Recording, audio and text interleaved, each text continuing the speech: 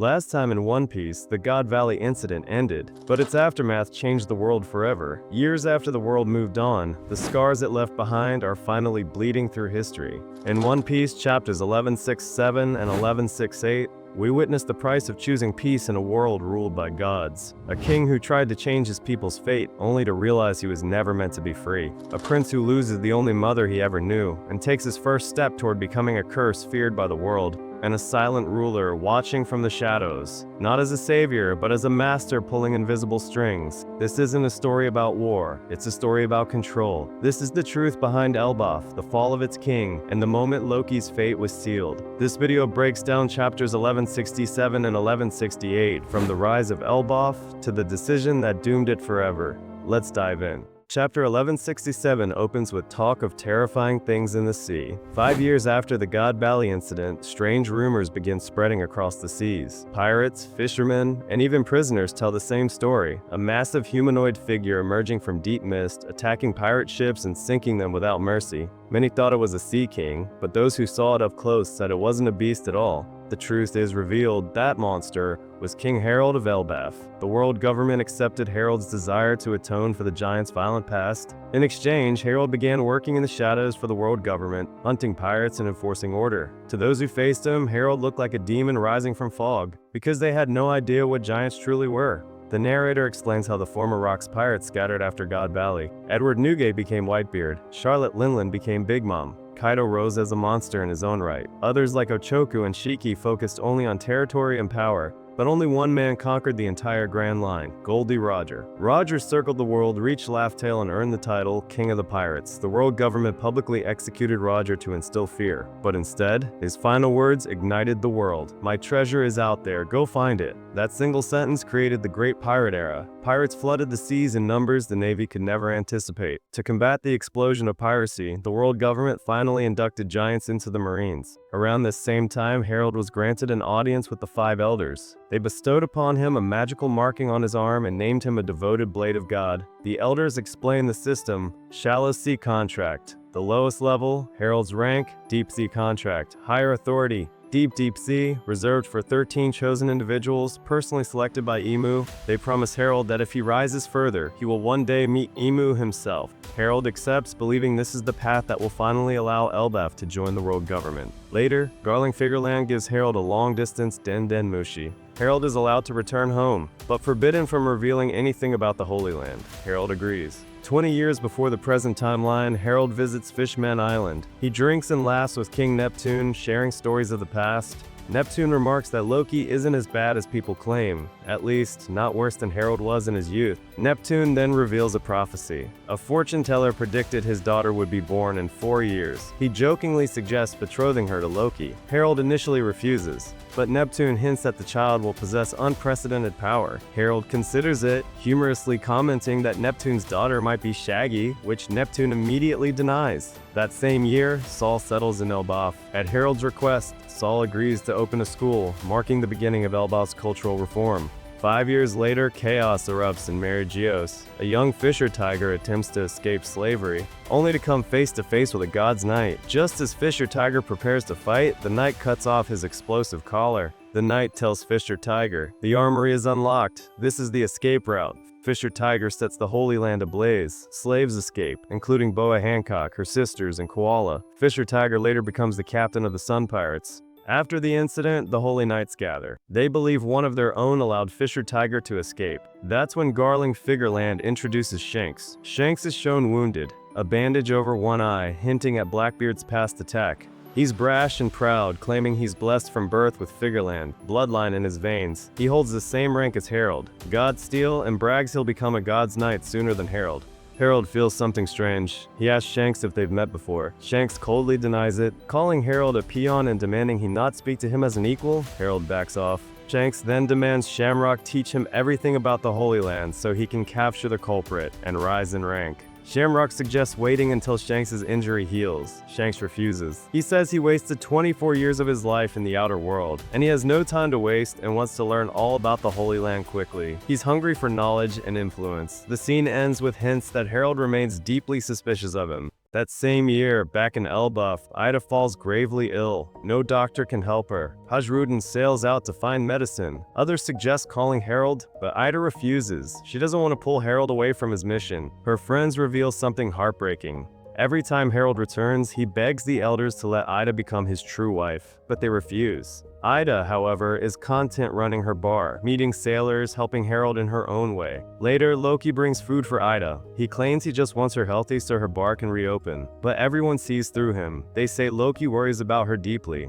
Ida is moved to tears. Loki later travels to Estrid's home village. There, the villagers confess something horrific. They poisoned Ida. They didn't want an outsider becoming queen, because it would cost them their wealth and status. They assumed Loki would understand. They were wrong. Loki burns the village to the ground. He demands the truth. Will the poison kill Ida? Loki reveals his past. Estrid abandoned him at birth, cast him into the underworld to die. He hates her and her people. But Ida is the only mother he has ever known. The chapter ends on a devastating line.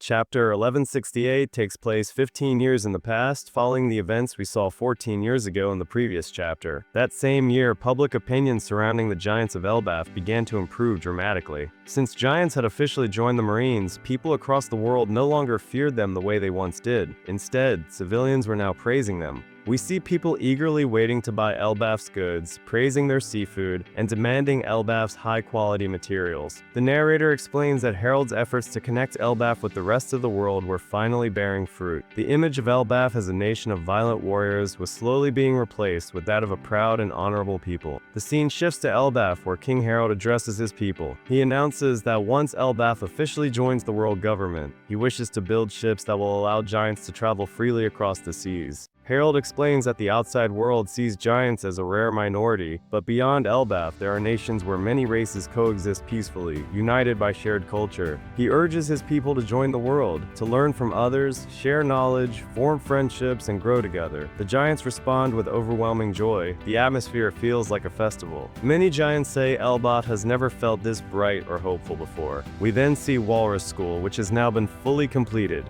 Harald visits the school and speaks with Saul, thanking him for building it and teaching the children. Harald says he loves seeing the children so free, innocent, and curious. Saul responds that sharp minds are more important than sharp blades. However, Saul asks an important question. Is Harald afraid of losing the warrior culture of Elbaph? Harald replies that he no longer believes military power alone defines a nation's strength. He says Elbaph has changed completely, and that change happened because of Ida, for whom he is deeply grateful. During winter, Harald spends time with Ida, who reflects on how much both Harald and Elbaph have changed since she first arrived. Ida admits that she actually admired the pride of Elbaph's warriors and believes Harald should appreciate that culture instead of erasing it entirely. Harald responds that the old ways were exactly what kept them from marrying. Ida is touched, but reminds him that he is the king of all Elbaph, and she is proud of that. Most of all, Ida says she is excited to do what they once dreamed of, traveling the world freely together once Elbaph is connected to the outside world. Harald agrees and promises that day is very close. They reach out and touch hands, and then Ida collapses. This was their final moment together. Ida succumbs to her illness and passes away. Elbaph is devastated. Harald mourns her, Hajrudin mourns her. The entire nation grieves on a snowy day. One person is missing from the funeral, Loki. Because Loki burned down Brewer's village, he is imprisoned in the underworld detention center. When Loki learns of Ida's death, he does not cry, but he is completely broken inside. Ida was the only mother he ever accepted, and he is not even allowed to see her body one last time. The story shifts to 14 years ago, at Mary Geoice. Harald learns that Shanks has left the Knights of God just as he was about to be promoted, immediately after completing his final mission. Because of Shanks' disappearance, Harald is chosen as the backup candidate. Harald accepts the honor, because it means Elbaph will finally join the world government. The 5 elders praise Harald, calling him the king who will change Elbaph's history forever. They escort him to the empty throne room. Harald tells them that once Elbaph joins, he plans to step down as king and let a younger, purer successor rule. At that moment, Emu appears. Emu declares that they will decide Harald's fate.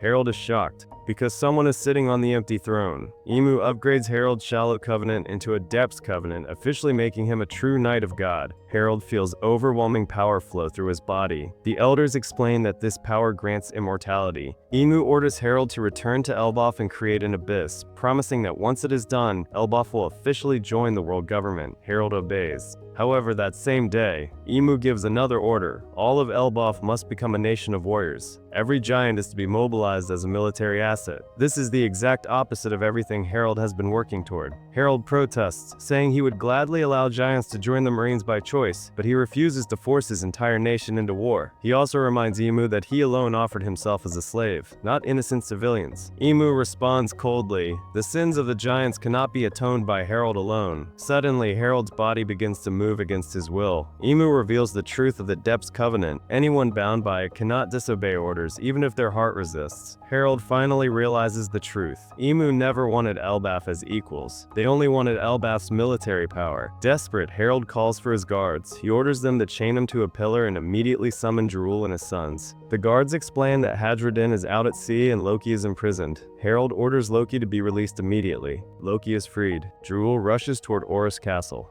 The narrator closes the chapter by revealing, "This was the day a massive massacre occurred. Many giants lost their lives. And this was the same incident in which King Harald lost his life. And just like that, the dream of Elbaph dies in silence. Harald gave up his crown, his pride, even his freedom, all for peace, and Emu answered that sacrifice with chains. Loki lost the only mother he ever accepted. The giants lost their king, and the world gained another lie buried under history. This wasn't the fall of a nation, this was the birth of a tragedy. Because now we know the truth, Elbaph was never meant to join the world, it was meant to serve it. But here's the truth the world never knew. The god's knight who freed Fisher Tiger was Shanks, the red-haired emperor, a celestial dragon's son. He didn't save Tiger to serve the world, he saved him to expose it. Shanks walked away from godhood and became the pirate who would stand against it. So remember this, Shanks was there at the beginning, and that truth changes everything. What really happened on the day Harald died? Why was Loki blamed? And how much of this tragedy did Shanks already understand before he turned his back on the Holy Land? We'll break all of that down next. Let me know your thoughts in the comments below. Thank you so much for watching.